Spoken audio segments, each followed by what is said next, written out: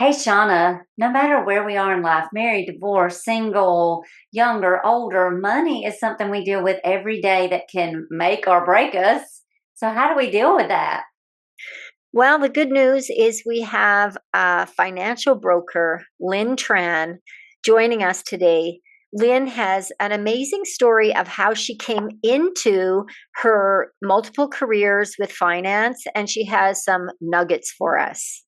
And before we dive in, let's give a shout out to a Girls Talk Healthy Aging listener, Miss Audrey Hutton. Thanks so much for listening and for your support. Let's dive in.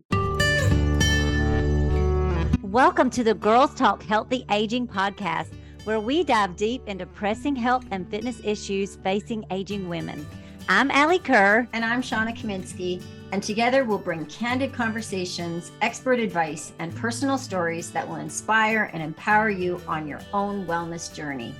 Lynn, we are so excited to have you on the Girls Talk Healthy Aging podcast. Thank you for joining us. Well, pleasure to be here, ladies. You have as a financial expert now, I know you have trouble claiming that name, but you have come to finance from such an interesting background. Would you share a little bit about your background and how you ended up always in careers that involved finance? Thanks for that question. Yes, all the main careers I've had in my life, ladies, have revolved around money, just different sides of money, and it's helped me realize why I enjoy dealing with it so much through the process of working on who I am and why I enjoy doing the work I do today. But my family were refugees after the Vietnam War.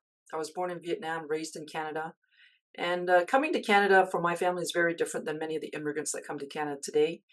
We literally fled Vietnam in the middle of the night in a fishing boat that my dad worked on.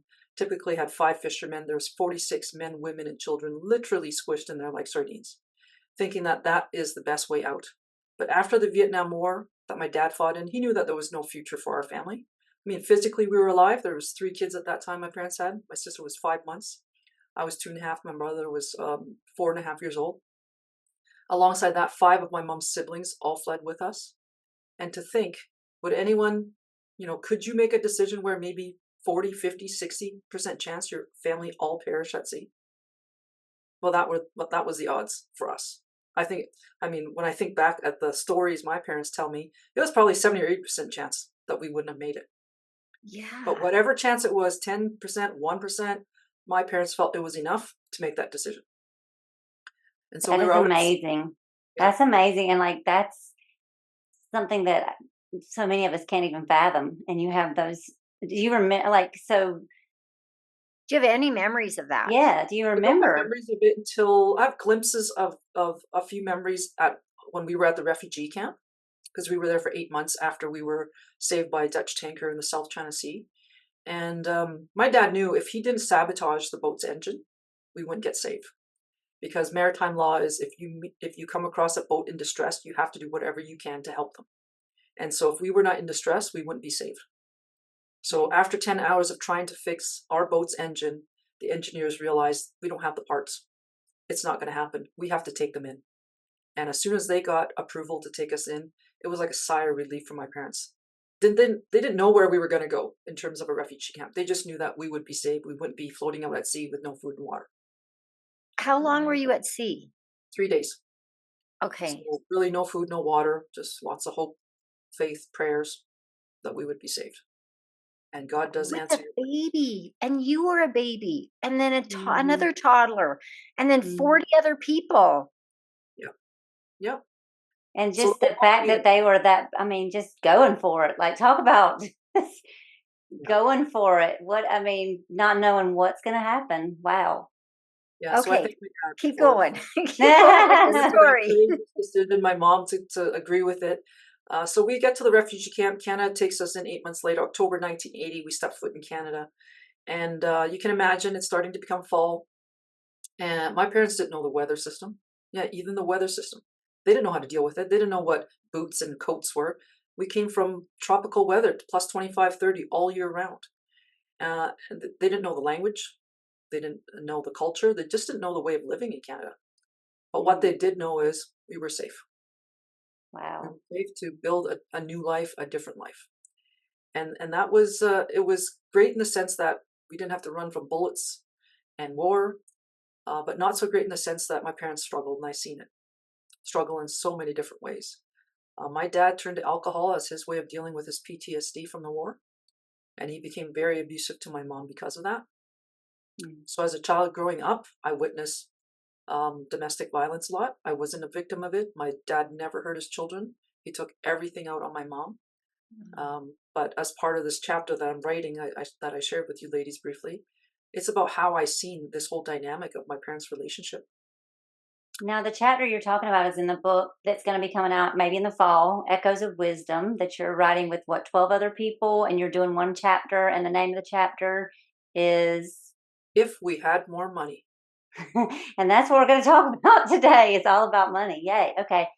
So continue with the journey. So your parents, you were in a difficult situation So growing just up. watching, as far as back as I can remember, probably 3, 4 years old, just watching my parents have to navigate a new life and then dealing with their own personal issues, their relationship issues, their relationship dynamics. And as a child, I didn't understand what my dad had to deal with, right? I just seen him abuse my mom, the two people I loved the most, and I couldn't do anything about it. I was helpless. Just watching and trying to almost stand in between my parents so my dad would hit me instead of my mom. And you were in this new country. And so I'm sure you did feel very hopeless and helpless and Exactly. didn't know where to go for help or resources. They probably didn't know where to go for help or resources. Because every time I asked my mom, why can't we leave dad? Why do you have to deal with this? Because as a young child, that's all I can see. So that's all I understood. And she always gave me an answer that I never accepted as my truth, but it was her truth, which was, we're new to this country. I don't work outside the home. We don't have a big resource network. I don't have a lot of support. I don't speak the language. Where am I going to go to take care of 3 young children on my own? Yeah. Where am I going to go? And so my young mind just translated that as, well, then if we had more money, it'd solve the problem. Right. If we had more money, mom wouldn't need to get beat. I wouldn't need to be terrified that I would be orphaned as a child. I think that question, so many people still ask themselves that every single day in Yeah. their different situations.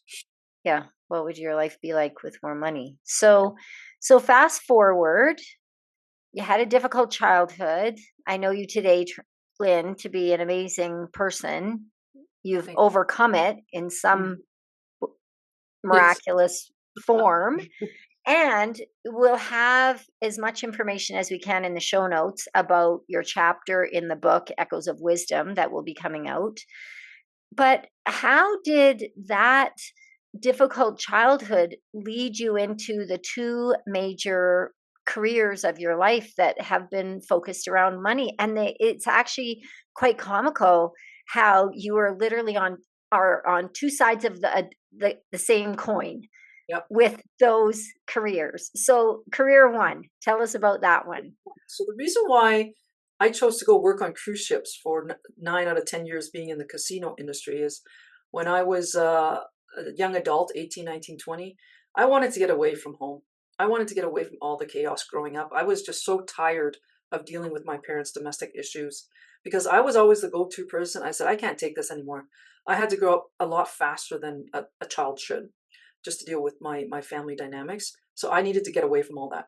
So I thought, what is the best way for me to go somewhere where I can travel and work? Because that was my main criteria, and not have to deal with my family.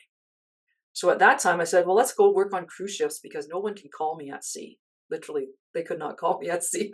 Nowadays it's very different because of cell phones and satellites. But back then I only called them when I stopped in port when I chose to. And because I was working far from home, all the news, all the stories that I talked with my parents about was always positive and good news. There wasn't enough time to share all the essentially negative things, all the crap that was happening in the family, in the household that I really couldn't do anything for them at that point anymore. I couldn't. Right? So the reason why I chose to work in the casino department is because after high school, I took a gap year to go find myself a little bit. And I took a dealer's course, the Blackjack Dealers course here in Calgary. Because growing up Asian, every party we have involves some kind of gambling. So it's like second nature for me to learn how to deal cards. Oh, That's wow. how I fell into that role. Okay. No word of a lie. And so it did come very second nature for me. Learning to deal was very easy for me. We make it look very easy as a very proficient dealer, just so you know that. Because when we have players try to deal, they're like, this is harder than it looks. Because just like anything else, you go through training. Yeah. So that's how I chose to work in the casino department when I wanted to travel and work. And so I ended up doing that for 9 years. And it was each contract is 6 months at a time. So I went out there just to see what it was like. And I enjoyed it that much that I did it for 9 years. I did a 6-month contract, had 2 months off. And then after my first contract, I actually met my partner that I'm still with now for 25 years. And then we went out on cruise ships to work together for 8 out of the 9 years I was doing it. Oh, wow. I didn't know that either. Amazing. Yeah. So, and I mean, although my work was dealing, cards and supervising the casino games, it had a lot to do with dealing with people more than anything. Yes. People's beliefs Mhm. around money, how they feel about it, how they treat it, how they manage it, and then dealing with people in the sense that I work with an international crew, people from 40, 50, 60 different countries, where my beliefs, my upbringing in Canada, what was supposedly normal in Canada was not normal anywhere else or accepted in other places. Yeah. With my sexuality, right? Many people Yeah. were very kind of admiring our relationship because they came from countries where they were being set up for marriages, Oh, running away yeah. from those arranged marriages. They Yeah. were running away from abusive parents. They were running away from a lot of things where on the ship, all of us, this international crew, we were allowed to be a little bit more free. We were allowed to be more of who we are Yeah. because we didn't have to deal with the families and the roots that we were raised with that didn't always Yeah. serve. Yeah. And So dealing with casino, I'm just fascinated by some of the things that you learned and saw on the money side from that whole world. Can you share just anything that stands out? Any lessons that just really stand out from your time working on the cruise ship with money? yes, I learned a lot about people and money and their beliefs around money, like I mentioned, and their relationship with money. Okay. Having money and keeping money is our belief on how much we deserve it, first and foremost. Mm. This is my perspective in the decade I was in that industry. Because some people don't think they deserve it. So somehow, some way, they keep losing it. Mm. Right? Many people do win in the casino, but the winning streak is very short-lived. Hmm. The reason why the casino wins all the time, is because they have unlimited money and unlimited time. Yeah. Mm. So the odds will always work in their favor if you don't leave. When you Wow. want to leave, anybody, because there are winning streaks, they're just very short. Yeah. But people push their luck. That's what Human Yeah. beings do. They push their luck because they think it's actually going to last longer than it actually does, Mm. right? And Mm. that's where the greed in human beings come out that I see. Yeah. Human beings sometimes, unfortunately, are a little bit more greedy than they should be. And really, it's not their money, right? A lot of this isn't our money. It's there. It's a resource for us to use to share. But when people start believing that it's theirs and it's their right to have more of it, that's when they start losing it. Just to give you a real life example, as a casino dealer, we got paid very little from the company itself. We earned a lot of tips from our players. So we were kind of stuck between a rock and a hard spot. The casino didn't like to lose money. So if we lost a lot of money, we would earn more tips from the players, but then the casino didn't like it because we were dumping, is what they call it. So then they would often change us and bring in a fresh dealer so that it would maybe change the luck of the table. All these weird beliefs around money, right? So we would want players to win so they would tip us more. So when we had players that won a lot, like we're talking thousands and thousands of dollars, and they didn't want to share any of that with us, they didn't want to tip us, but they would tip the bar server that brought them a drink $25 a drink over and above the tip that was already included in that sale. We're like, really? These are the questions I asked in my own head. I said, seriously, buddy, you want to play this game? You're going to tip her. Yes, she provided you a service. Your drink already includes 15% on the tab, and then you give her a $25 chip. And yet you don't want to share any of this with me. So I said, well, then you don't deserve to have any more. And just that thought in my head, and just that thought and that intention of you don't deserve to win anymore changes the luck of those players. So intention and will is so much more powerful than people even understand when directed in the right ways. So alternatively, if you had a very generous player winning, sharing their luck with you, your intention and will would be, let's go, good luck, and they had better luck. It's not like 100% No, science, but this but was because what you we intentionally observed the way over we 10 shared, years. it often worked out. Yes. Oh, so interesting. All right, so you helped people win and lose money on the cruise ship. It was more losing than winning. I It was was going to say, yeah, I want to Yeah, know the probably more odds. losing. But then why did you go into becoming a financial broker to help people build wealth? How did that happen? So this career path that I'm in right now was actually by chance. After I left the cruise ship career in 2007, I did a couple odd jobs, and my sister headhunted me to be her assistant director at a spa that she built, a very nice spa here in Calgary. And so we started that in 2008, or 2007 into 2008. Unfortunately, 2008, no one foreseen that there would be a global financial crisis, and so the spa didn't survive. It didn't survive that phase as a new business. And so literally I lost my job working for my sister's company. It was a company, it was a business we were going to build up into a family business. We had those goals, but it didn't work out. So it made me realize it doesn't matter who you work for. If it's not yours to own, you may not have a job the next day. Right. Yeah. And I never worked for any commission-based role prior to this career. I never really worked for myself in any sense. But when someone shared with me, someone out of the blue that I didn't know as I was job seeking, they share with me World Financial Group, the platform of a business that I can learn about money first, educate me on how money works. And I realized I grew up in Canada and I wasn't educated properly. At first, I seriously thought it was an ethnic thing or a racial thing or a demographic thing. But then as I learned more about money and started to share this information with people, it is a system thing. Mm. Right? Education system in Canada is broken. US probably isn't much far behind that. No, it's yeah, we don't get a lot of education on what to do with our money or how to build wealth or save money or yeah.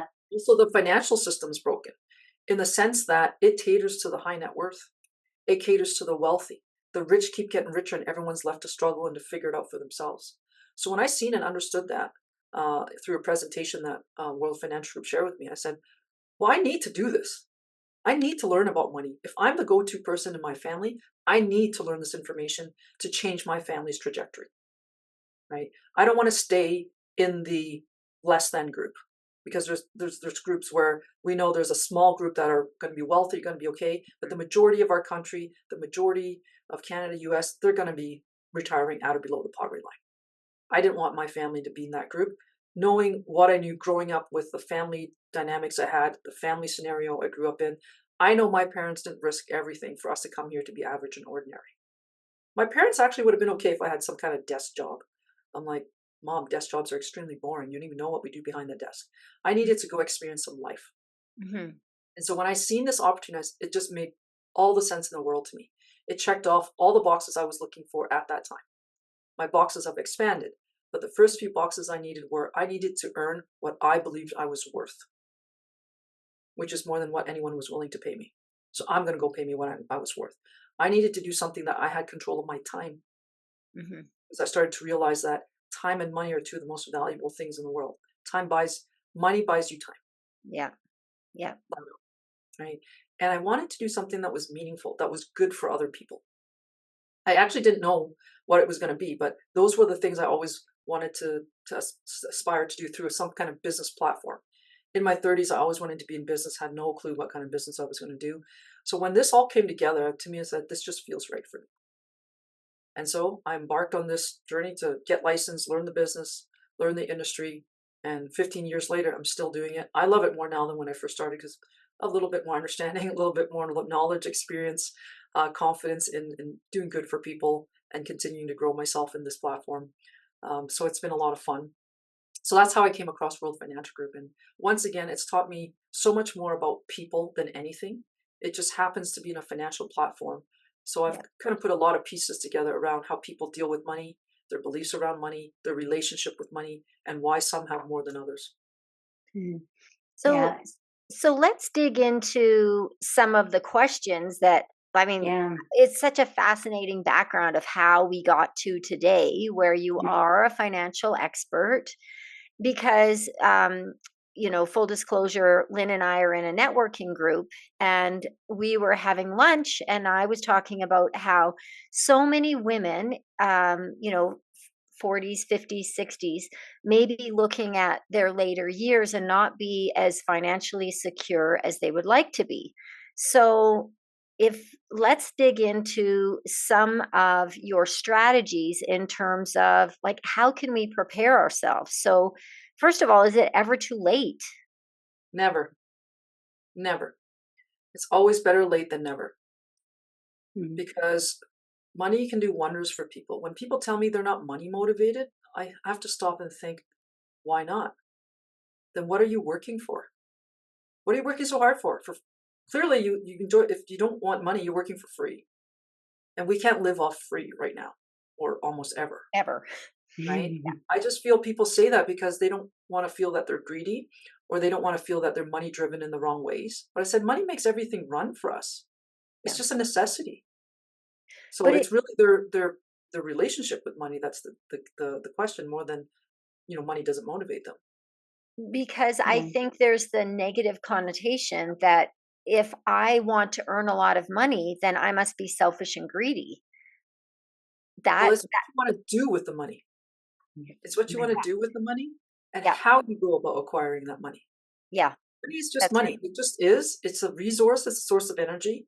It's designed to share. It's designed to help others. It's designed to use in the best ways possible to create more abundance. But because the human that uses it, right, the people that use this money, the ones behind the money, they're the ones that either make it good or bad. So it's a human being problem. It's not a money problem. Yeah. And So, with girls talking, our podcast is about girls talking healthy aging. And with women, one of the things that can happen is that women can take breaks. Many women, like your mom, did not work outside the home. Some women do not work outside the home. Some women go through a divorce. Some women take breaks from the workforce to have children, raise their families. So there's all these different considerations that us gals have to think about. Can you speak to some of those things and any situations where you've seen where if maybe there's a woman out there listening that hasn't thought about some of these things that may be younger, and what advice or what kind of things to look out for or things to plan for should we be looking at so that we can have a healthy bank account as ladies? So in a lot of relationships, I find that many women defer the financial responsibility to their husband or their spouse. Like, my husband takes care of everything. So my first piece of advice would be, you need to know what's going on with your family's finances. Right? And if you're single, you definitely need to know what's going on, because it's just you. But And when you say need to know what's going on, can you just tell us what does that look like? What do we need to know? you need to know how much money comes into the household. You need to know what bills are going out, and you need to have access to the accounts that bills are paid from.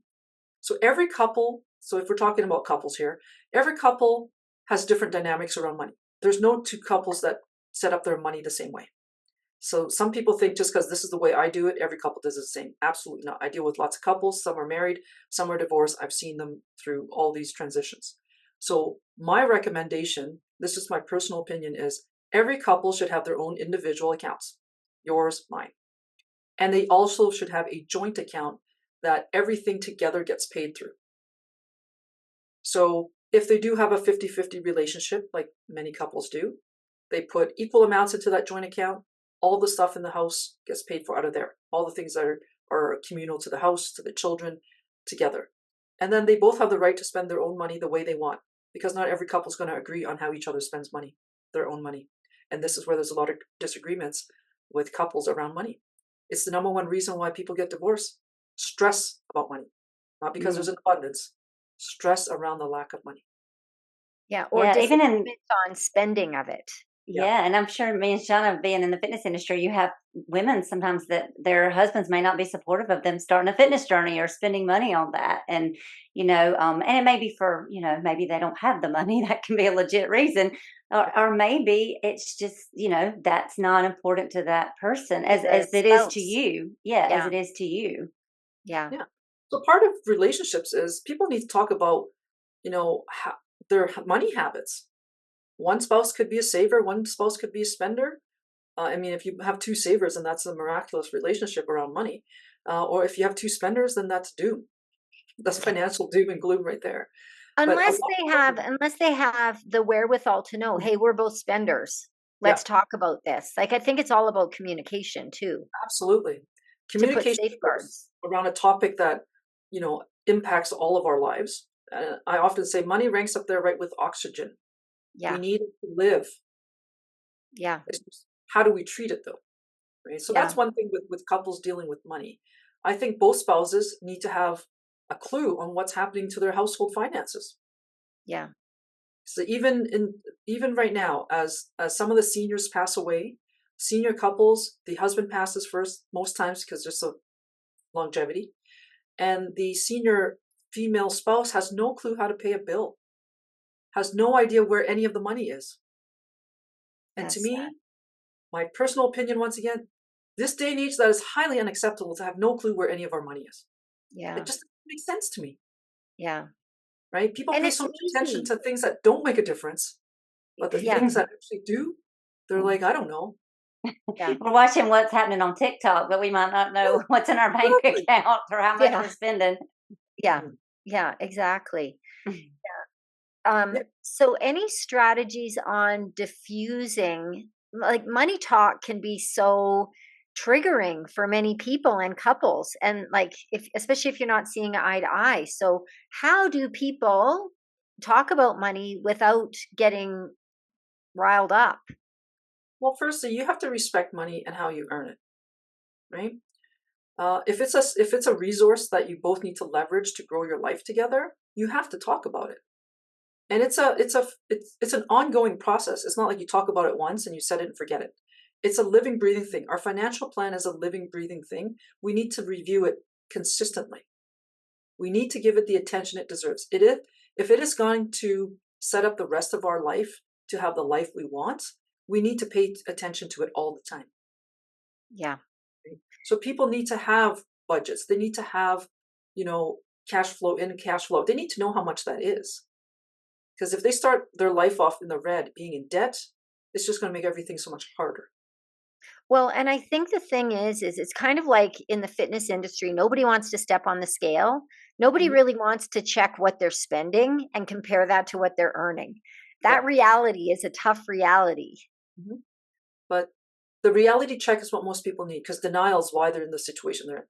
Denial Yeah. is how they got to the situation that they're in, right? Yeah. Denying the fact that one spouse is spending it all or the other or hiding money from them, whatever the case is. Denial is why most people get into trouble in the first place.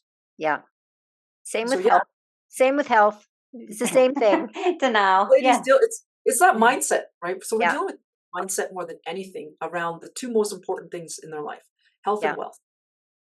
Help them well. So how about this, Lynn? Like, I'm just thinking personally.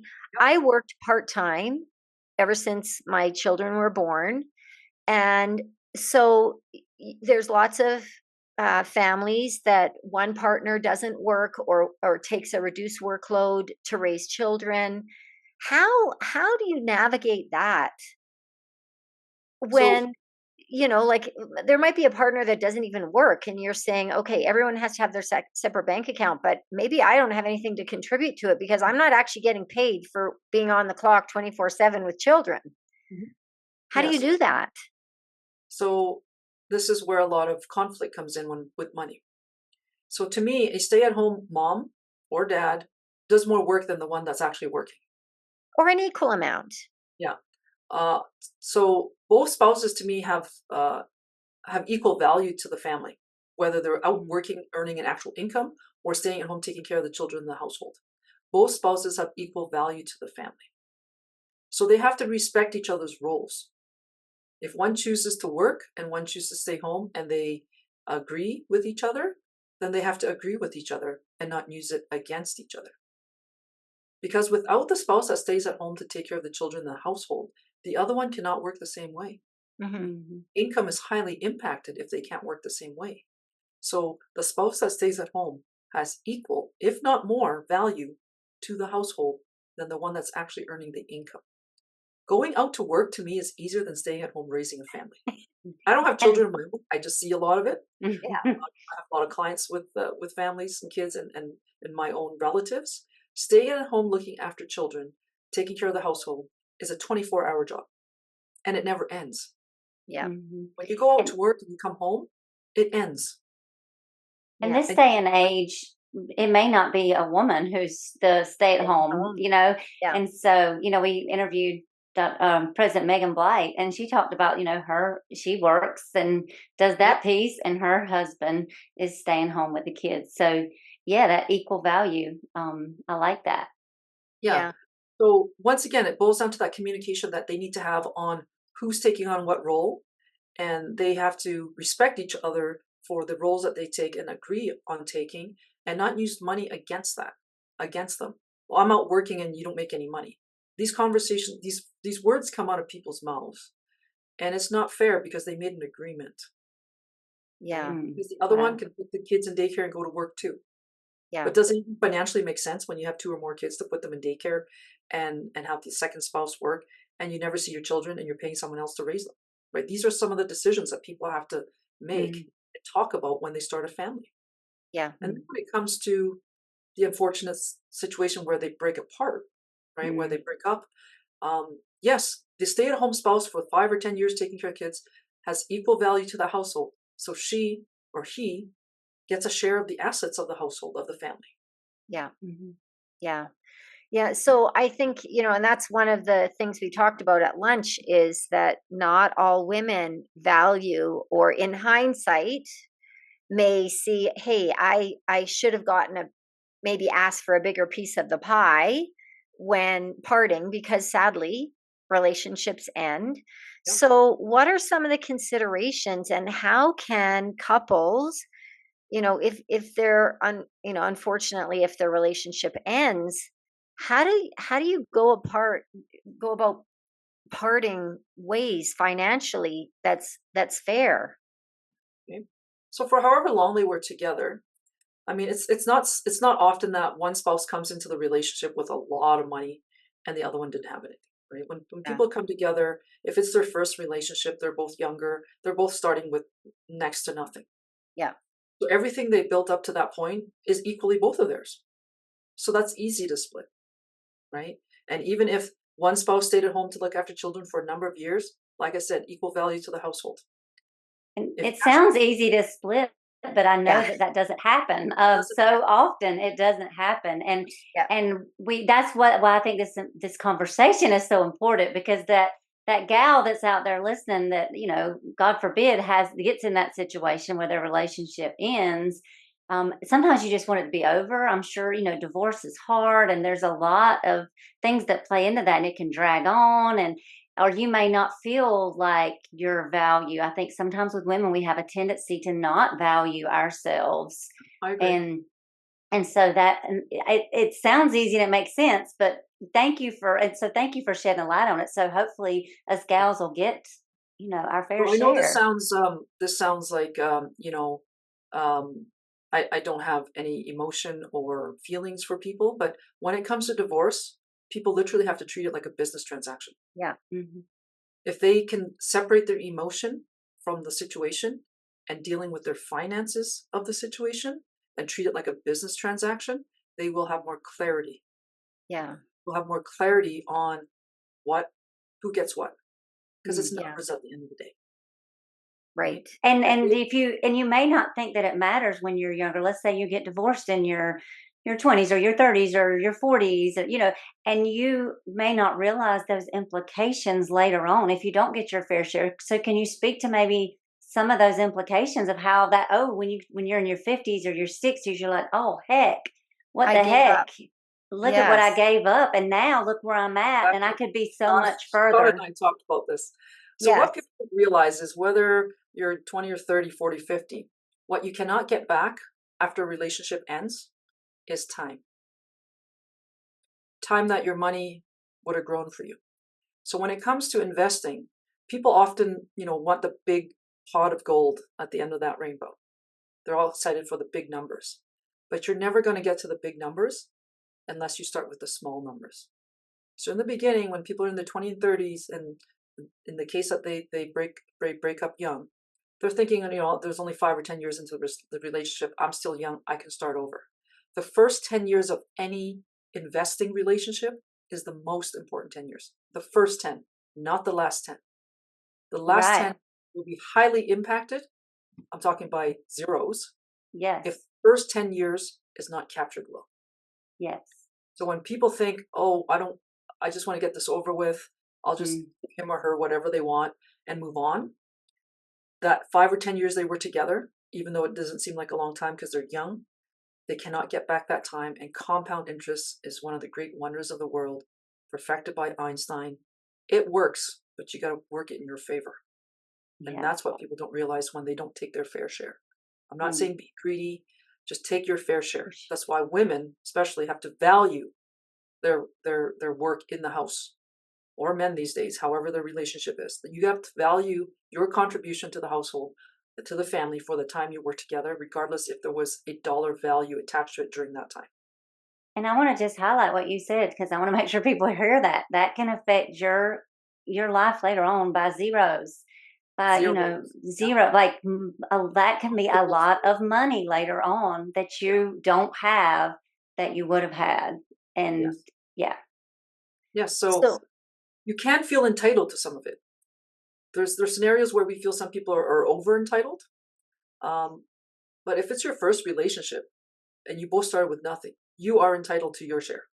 Absolutely. And the law also states that. It's not just my opinion. The laws also.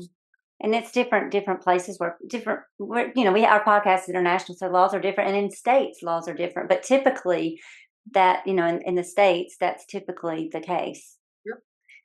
So what I'm hearing is, however long your relationship was, the big picture is look for the long-term payout rather than, the crappy car and he gets the investments. Even if you think that crappy car is like the be all end all at the time, split the investments, even if you have to take the bus for a bit of time. Yes. Take the things that don't seem as valuable now, they'll be a lot more valuable later. The things that seem more valuable now are very short-lived, right? So it's that whole mindset on understanding money, right? And at the same token, if it's overwhelming for people, seek some help. That's why people like me exist, right? Clients actually don't pay me for what I do. We get paid by the product partners in our industry.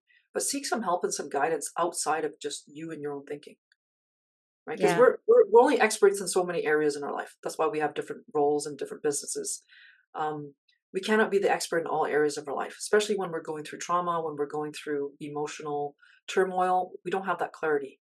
Yeah. So we already said we didn't get a lot of education on this whole money thing. So we're definitely not experts, most of us. Yeah. And some people, because they're ashamed of their situation, they don't want to reach out for help, unfortunately. There's just so many similarities between health and wealth, because it's very similar in the health industry where, someone's health is failing, but they don't want to own up to where they are in terms of health. They don't want to reach out. But those outside eyes are helpful in, finding the low-hanging fruit to, make small changes to improve health. I'm sure it's very similar in the wealth industry. Yes. People focus on the things that are easy to get to now. But the greatest things in life take time, take work. We know it. Fitness is a great example of that. You don't just show up, snap your fingers, and you have the body you want. You got to put some grueling work into it. And our financial plan is no different. You got to put some work into it. You got to put some effort into it. There's no such thing as easy money. And that compounding interest, whether it's your fitness or your bank account, that savings. Yeah. What about single ladies, Lynn? Are there any things that you can speak to on things that maybe single ladies should be considering, since they are the only earner in their household? Single ladies, if they're single and they're the only one earning the income, they're everything to their plan. So this is where budgeting for single people is more important, right? I work with so many adults where 60% of them have never done a budget in their life until they meet me. Grown adults, We're taught in school, some rough ideas around budgeting, but no one ever sits down to actually do it. A budget is not difficult. It's really figuring out how much income you bring in versus how much you spend on a monthly basis. And I've given some of my clients this exercise. Some have done it, some are too scared to do it. For 3 months, 90 days, track everything you spend your money on. You track your credit cards, your debit cards, all the cash, if you use any cash anymore. Track everything you spend, keep every receipt for 90 days. And then sit down and add it all up and see where your money goes. Yeah. And people leak money so much, they're unconscious of it though. That's the thing. They're unconscious of where they leak money. Yeah. So just like anything else, if you're not aware, you cannot fix it. If you're not conscious, it cannot be resolved. And again, it's similar to health in that small changes make big differences over time. So if you're leaking money because you're buying one coffee a day that's $3 to $5, maybe you just brew your coffee at home. Do you still get coffee? Yes, but you've saved a little bit of money every day, and that over time, that makes the difference. Absolutely. So everyone can be financially free. Everyone can be financially stable. It's a choice. Just like everyone can be fit if they choose. If they choose. Yeah. So our minds are so powerful. It can do whatever we want it to do. The question is, what do we really want it to do for us? And people don't want to work on the hard stuff. They want everything to come so easy. Right? So it's just a conscious choice people have to make on whether they want to have financial freedom in the future or just kind of take it day by day. Because the future is coming no matter if we're ready or not for it. And it's not about, I don't design plans for people where, you're only going to see the fruits of your labor in 20 or 30 years. Right. There's a lot of flexibility. There's a lot of ways where we can allow people to enjoy their life right now too. Where you can budget in fun. And you budget in fun. You budget in whatever you want. Just like I know some what do you value? Other people or however they want to do it, right? You have to enjoy the journey there. Absolutely. If you don't enjoy the journey there, you're never making it. Yeah. Yeah, because I would think on the flip side, we're talking about money. There's people out that have an abundance, and you may be afraid to. There's the flip side that people that save, and they're afraid to ever spend their money and live their life, and then you can't take it with you. So, speak to that side of things if you don't mind. The whole purpose of having money is to use it. It's just, what do you use it for, or how do you use it? To me, if you just hang on to money tight because you're so scared you're going to lose it, it'll find its way of leaving you. But if you share it, you help others somehow, support people with it, you give. Gift comes in different ways. It's not just about giving the money. How about giving your time because you don't need to work anymore? How about giving some other resources that you have access to, your community, your network, sharing of that because you don't need to work so much for money anymore? Money buys you time to do whatever you want with your life. Yeah. Everybody wants more time. They just don't realize that if you want more time, you need to have more hours in your day and more money where you don't have to work for it anymore. Yeah. And that's why people need to build passive and residual income. And what do you consider passive and residual income for people that may not know what that means? So passive income is earning income on work you actually didn't do. You built a system, you built a business, you invested in something that generates income for you when you're not actively earning it anymore. Right? Residual you're income. Earning it, you're not working for it. Not working for it. You're earning it because you invested it or you built it previously. And it's still generating income for you while you're not actively working in it anymore. Yeah. Right? So that's why a lot of business people own multiple businesses. They step away, it still operates. Right? Residual income is getting paid off work you did in the beginning, over and over and over again. There's very few businesses that have that structure. Finances just happens to be one of them. So when I stumbled upon the financial industry, I didn't know that there was many ways to get paid, but I'm very happy I did because there's many ways to get paid. And so when people think of building a business so that they don't have to work so hard in the future, they also have to understand what type of business they're building. And there's a big difference between being self-employed and actually owning a business. When you're self-employed, you're everything your business. Even when you step away, you don't earn income because you're the one working it. So yes, you may have more control of your time, a little bit more flexibility. You may call more of the shots, but if you don't work, you're not earning income. That's still self-employment. Business ownership is you've built a business, you've built a system where other people run it. You can step away And it's and still going. without you, and you still earn income from that. Yeah. And that's helping people understand different ways of earning money, because that's one of the biggest issues I find. People don't have enough money to make ends meet.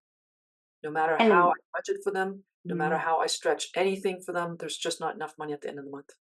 and then it's hard to save and get ahead if you don't have enough, if you're not earning enough. So what are some things that you would suggest to people that they're just spending more than what they have coming in?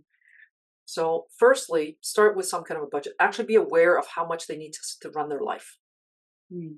Some people have no idea what it costs to run their life on a monthly basis, right? Mm-hmm. And fine tune that.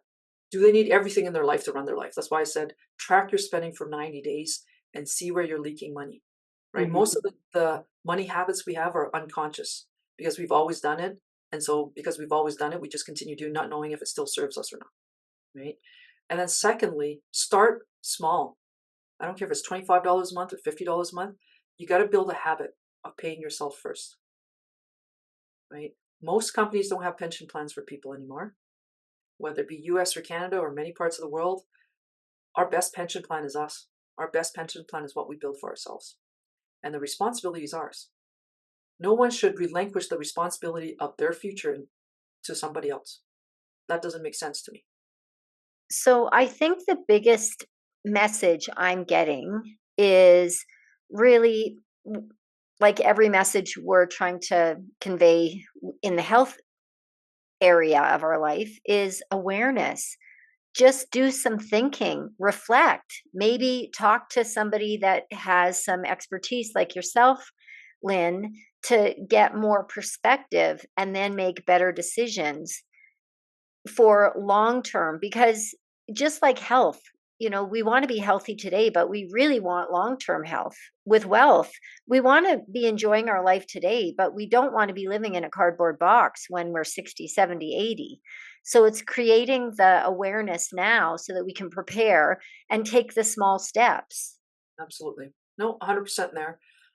People just have to start taking initiative on their own financial well-being. Right? Yeah, no one's going to do it for you. If you had That's a wish for our listeners, Lynn, what would it be? Just start somewhere. Start where you can. Go get the answers you need for yourself. Everyone's situation is different, and go work through your own money beliefs. Right? Most people don't have the financial abundance that they want. It's because they're held up by something, most likely from childhood, a belief around money that doesn't serve them. But start where you can. Every little bit helps, and go ask for help. It's okay that you don't know all the answers around money. It's Yeah. okay. Just go get the help. And my wish would be to just put it on your radar, because it can be an uncomfortable situation or topic, especially when you're feeling lack or scarcity of finances. But it's not going to change unless you start to think about it, look for answers. So just start being more intentional, building some perspective. And like you said, you're becoming aware of how you feel about money, because that is an interesting perspective. my wish would be that we do the hard stuff with money, just like with exercise. You don't feel like doing that workout, but when you do it and you do it consistently, you get the results. And same thing with money, making those tough decisions where we maybe spend time earning more if we're not, or maybe we spend time once we look at our budget and we see I am spending too much for this lifestyle, that maybe I need to make some sacrifices and change my lifestyle a little bit. So doing the work. And where can people get help? You said get help. Where can they get help from someone like you, whether they're in the States, whether they're in Canada? If someone needs, and maybe they don't have a lot of money to get help, Yeah, where where are would they some different, turn? where would they turn? My firm is based in the US and Canada. We have agents in both countries. They can go to our website and find agents in their local area. Or if they ask around enough, someone they know would have met someone in my company. There's no obligation to work with us. Education is where we start from. And when it comes to money, it's more about the trust connection you have with the person you're dealing with. I'm not saying don't use the banks, but unfortunately, banks are very transactional. The people that you deal with there may not be there the next day. We need to use them for certain things, absolutely. But find an agent or an advisor that you can build a relationship with long term. that you trust. And really, when it comes to agents and advisors, it's asking around the people that you already trust and know who they deal with and who they had good experiences with. And if you ask enough, someone will lead you to a person you can work with. And you need to resonate with that person. You need to feel understood and listened to. And my understanding is you don't necessarily have to be in the physical presence of that person. This could be an online Yes. person. So the world of I mean, COVID changed the world of our industry for sure. Same with the fitness industry. Yes, we can meet people virtually and help them. I've acquired clients throughout COVID that are in different provinces that have never met me in person. I've never met them in person. As long as we are licensed in the province or the state that we have clients in, then that makes it compliant, right? It's a highly regulated industry. We need to have the right licenses and education in place to serve people. And that's what I love about it, right? Some industries, it's not as compliant, and unfortunately, clients get taken advantage of in the worst ways. Oh, like the fitness industry. Yeah, I wish we had those same safety things in place. But awesome. Thank you so much, Lynn. Thanks for listening. You'll find me, Alli, on Instagram at Alli Kerr Fitness. And you'll find me, Shawna, on Instagram at Shawna Kaminski.